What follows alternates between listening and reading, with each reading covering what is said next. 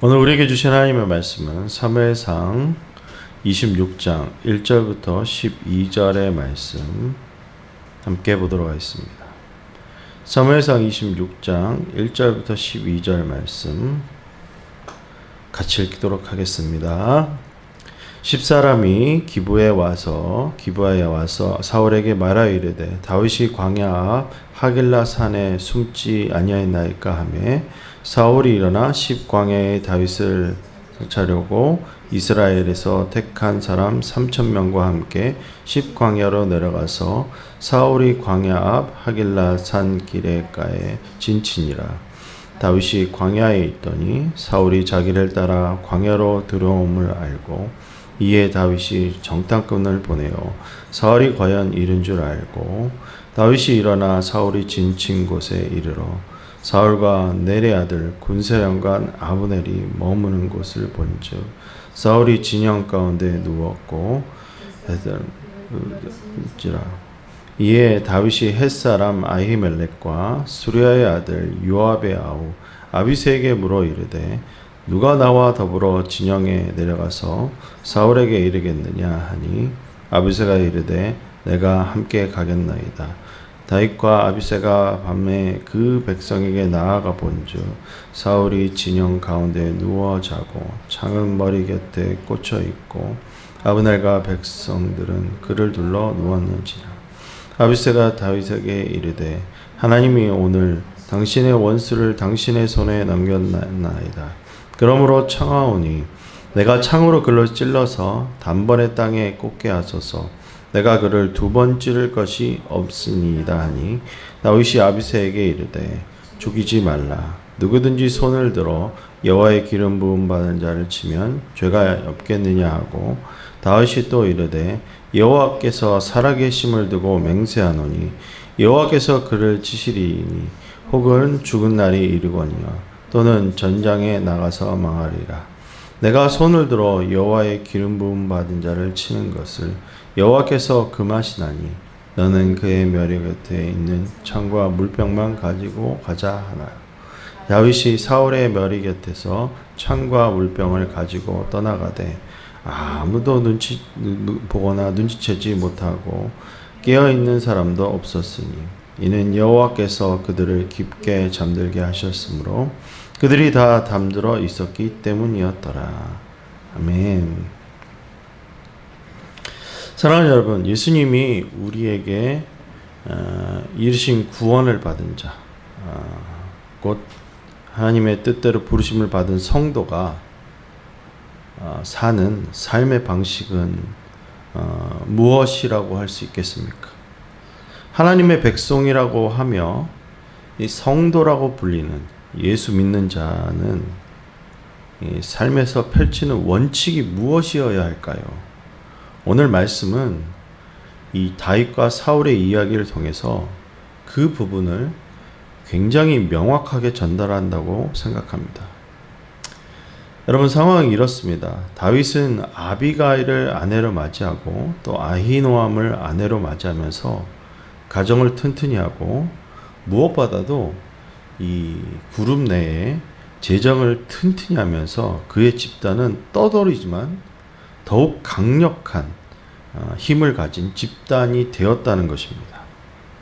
여러분, 사무엘상 26장은 사무엘상 25장을 통해서 다윗이 그 24장과는 사뭇 다르게 더 강한 사람이 되었다는 것을 이 배경으로 얘기한다는 것이죠. 이것을 증명하기라도 하듯이 오늘 말씀에서는 10지역의 사람들이 사울에게 다윗의 위치를 알려주었을 때 그의 수하의 병사들, 그러니까 사울의 수하의 병사들, 정예병사 3,000명을 데리고 다윗을 잡으러 갔습니다. 이러한 사울의 행동은 이미 사무엘상 24장에서도 등장하지 않습니까? 사울은 다윗에 대하여 반사적으로 작용해 그를 죽이려고 군사를 움직이는 것이죠. 여러분, 사람이 죄에 오염되면, 그리고 죄가 사람의 삶에 이렇게 자리 잡으면 이성과 상관없이 반응하게 된다는 것을 기억하셔야 돼요. 그러니까 사울은 분명 자신의 행동이 잘못됨을 24장에 고백하고 다시는 또 이런 일을 하지 않겠다고 맹세까지 했습니다. 그런데 여러분, 하나님 앞에서 회개하지 않은 심령은 그 마음의 본심에서 이 죄를 거부할 힘이 없다는 것을 성경이 우리에게 말씀하시는 것이죠. 결국 사울은 그의 죄의 욕망에 따라서 다시 군사를 움직여 다윗이 있는 곳까지 이르게 됩니다.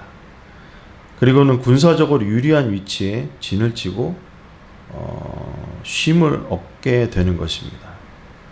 자, 이때 성경은 사무엘상 24장과는 다른 묘사들이 조금 26장에는 숨어 있는데 24장에서는 다윗이 사울을 피해 적극적으로 숨어 있다가 우연히 다윗이 숨어 있는 글로 사울이 용변을 보기 위해서 들어온 것처럼 말씀하시지만 이번에는 사울이 진을 치고 3,000명의 가장자리 가운데서 쉬고 있을 때, 가장 가운데서 쉬고 있을 때 다윗이 적극적으로 사울의 있는 곳으로 달려가는 모습을 보게 되는 것이죠.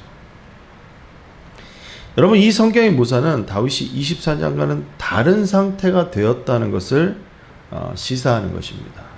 그는 이미 군사적으로 숫자 열세를 극복할 만큼의 이 강한 군대를 소유하고 있고 다윗과 그의 장성들이 사울의 정예 군사보다 강인했음을 묘사한다는 것이죠. 다윗은 척후병을 보내서 사울이 진 곳을 찾게 했고 그 밤에 그는 그의 정예병사와 함께 사울의 진영 안, 특별히 사울이 있는 곳으로 들어갈 계획을 했다는 것입니다. 이 담대한 계획에 반응한 이가 바로 아비새인데 아비새는 나중에 사무엘 하에도 나오지만 다윗의 명장 30인에 속한 자로서 항상 용감한 자였습니다. 그러한 사람이 다윗의 진영에는 많았다는 것입니다. 다윗은 군사는 적었지만 최정예 특수 용병단처럼 최고의 용사였다는 것을 성경은 말씀하고 있습니다. 다윗의 군대와 달리 사울의 군대는 3,000명이 진을 치고 있었지만 다윗이 사울에 이르기까지 아무런 걸림돌이 없이 도달할 수 있었던 정말 군기가 많이 빠진 정말 그대로 우리나라식으로 말하면 당나라 군대였다는 것이죠. 사실 군대 갔다 온 사람이라 아시겠지만 이 사울의 군대가 얼마나 형편없었는가. 여러분 3,000명이 진영 안에 있었다면 반드시 그 군대는요 불침번을 서야 돼요. 누군가는 그 적이 오는가 안 오는가를 이렇게 불침번을 쓰고 그렇게 하는 것이 상식인데 이런 불침번을 쓰는 사람 없이 다 잠들었다는 것입니다.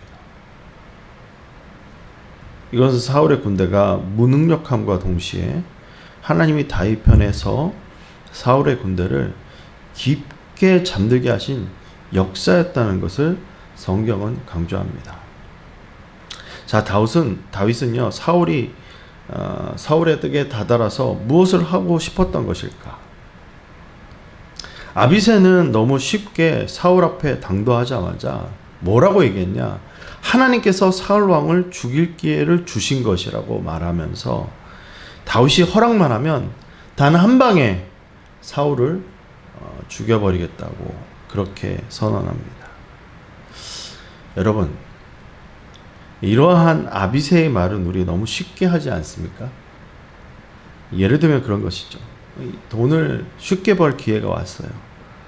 그런데 그 방법이요 정직하지 않은 방법이고 그 방법 중에 하나가 뭐 주일에 빠지거나 신앙적으로 양심적으로 문제가 되지만 정말 좋은 이익을 얻을 기회가 왔다면서 하나님께서 주신 기회니까 이것은 취해야 된다.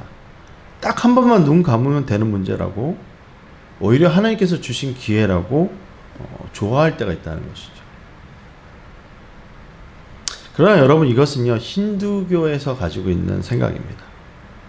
여러분 힌두교를 신복하는 힌두권 안에 있는 많은 사람들은 오늘 사기칠 기회가 오는 것은, 자신에게 막대한 이익을 발생할 수 있는 것은 신이 주신 기회라고 생각하기에 거짓말, 사기, 정말 그런 것들을 양심의 가책 없이 적극적으로 속이고 빼앗는 것을 보게 됩니다. 정말 이러한 자신의 유익과 자신의 생각하는 방식의 복수가 하나님이 주신 기회일까요? 다윗은 그렇게 생각하지 않았습니다. 자신에게 주어진 좋은 기회였음에도 불구하고 그는 하나님께서 주신 원칙을 저버리지 않았다는 것입니다. 오히려 자신의 부하를 말리면서 하나님이 하실 일을 자신이 대신하면 하나님이 주신 기회라고 그렇게 말하지 않았다는 것입니다. 사랑하는 여러분, 우리는, 성도는 말씀을 따라 사는 자들입니다. 그런데 성경의 가르침의 원칙을 어떤 식으로 해석하려고 하는가? 자신의 상황과 자신의 기준에 맞추어서 이 변형하려는 그런 태도를 취한다는 것입니다. 예를 들어 봅시다. 우리가 주일 성수에 관해 생각해 볼 때, 주일 성수의 기준이 내 상황입니까?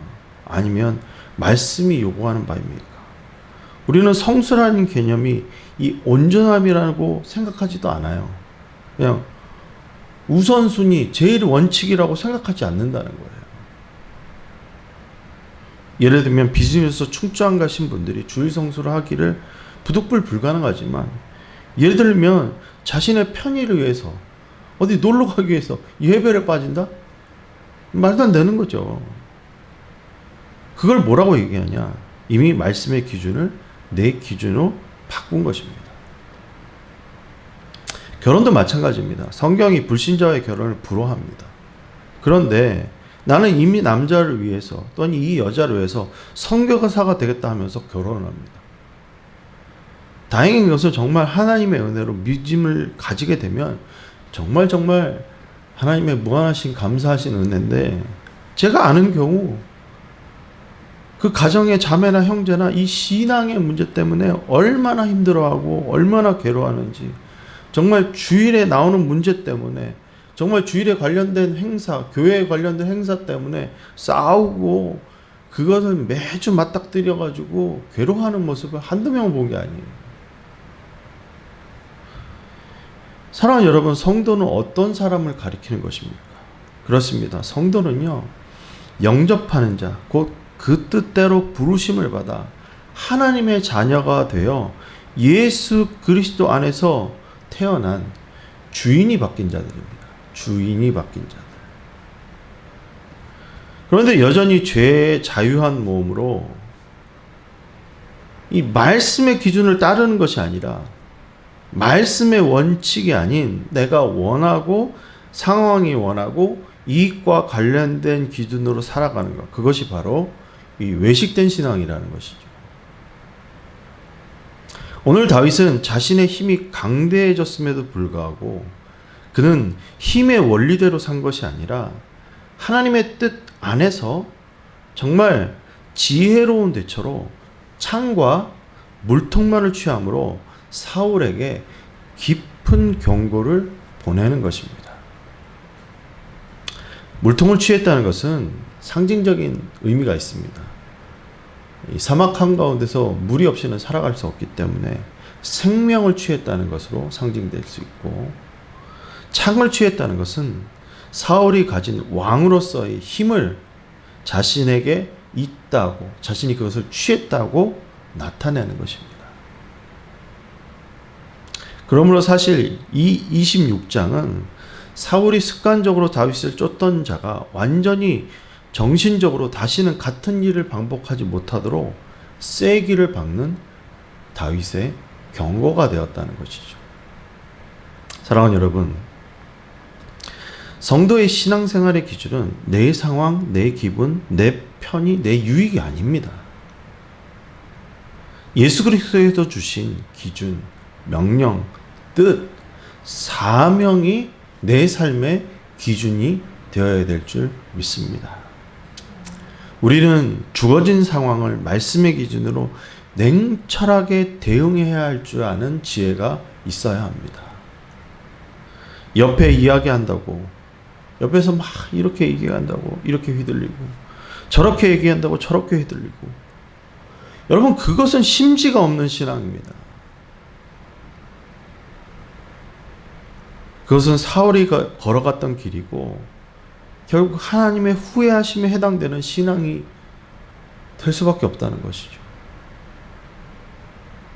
저와 여러분은 다윗과 같이 기준이 명확한 그 믿음의 대응의 삶을 살아가시기를 간절히 축원합니다. 저와 여러분이 무엇을 위해 살아갑니까? 저와 여러분은 빛과 소금 그리고 복음과 선교의 사명을 위해서 그리스도를 전파하기 위해서 사는 자들임을 믿습니다. 그러므로 나의 삶의 방식의 대응은 내 기준이 아니라 말씀이 원하시는 가르침에 합당한 순종을 드리는 저와 여러분이 되기를 간절히 축원합니다. 그래서 오늘도 말씀 가운데 따라 살게 해달라고 기도할 때 성령님께 간절히 구하며 주여 말씀을 따라 사는 자, 내 기준이 아닌 하나님의 말씀을 온전히 따르며 나아가는 주의 백성 되게 해달라고 간절히 기도하는 저와 여러분 되시기를 간절히 축원합니다. 찬송가 455장 함께 찬양합니다.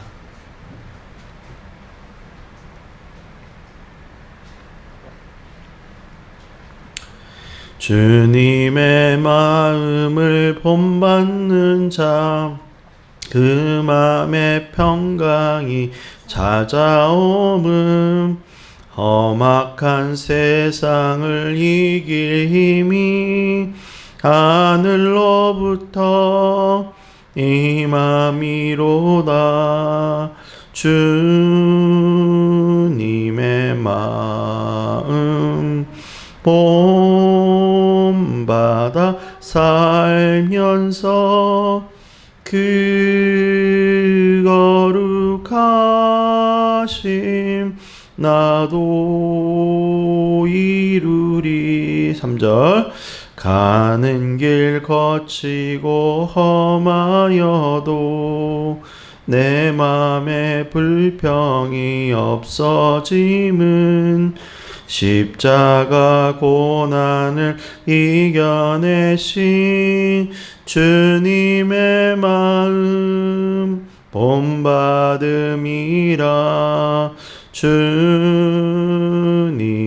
마음 본받아 살면서 그 거룩하심 나도 이루리. 주님의 마음, 주님의 마음 본받아 살면서 그 거룩하심 나도 이루리. 오늘 기도하며 나갈 때 하나님의 방식과 하나님이 요구하시는 기준이 내 삶의 기준이 되게 하여 주시옵고 말씀을 따라가는 것이 나의 삶의 기준이 되게 하여 주옵소서. 따라서 오늘 우리의 삶이 십자가의 복음으로 가득하게 하시고 말씀이 왕성케 하여 주시옵고 선교를 위한 주의 공동체로 세워지게 하여 주시옵고 교회가 하나님의 뜻을 이행하며 하나님의 백성이 하나님의 뜻을 이행하는 그러한 삶이 되게 해달라고 기도하며 나가시기를 바랍니다. 오늘도 우리에게 주어진 선교지를 놓고 기도할 때 최정원 선교사님, 또 김바울 쌤, 또 우리 아난드 주띠, 또 그 다음에 우리 김동선 선교사님 기도하며 나갈 때 하나님 이들을 이끌어 주시옵고 사역자를 이끌어 주시옵고 하나님 은혜 가운데 나를 수 있도록 도와주시옵고 또 우리 마음에 품고 기도하는 주님의 백성들 주여 돌아올 수 있도록 도와주시옵고 하나님의 은혜 가운데 나아갈 수 있도록 도와주시옵고 오늘 우리의 가족과 우리의 아버지 정말 주님 사는 아버지 정말 우리의 사랑하는 사람들이 주님의 말씀 가운데 살게 은혜를 베풀어 달라고 우리 주여 한번 부르짖고 기도하며 나가도록 하겠습니다.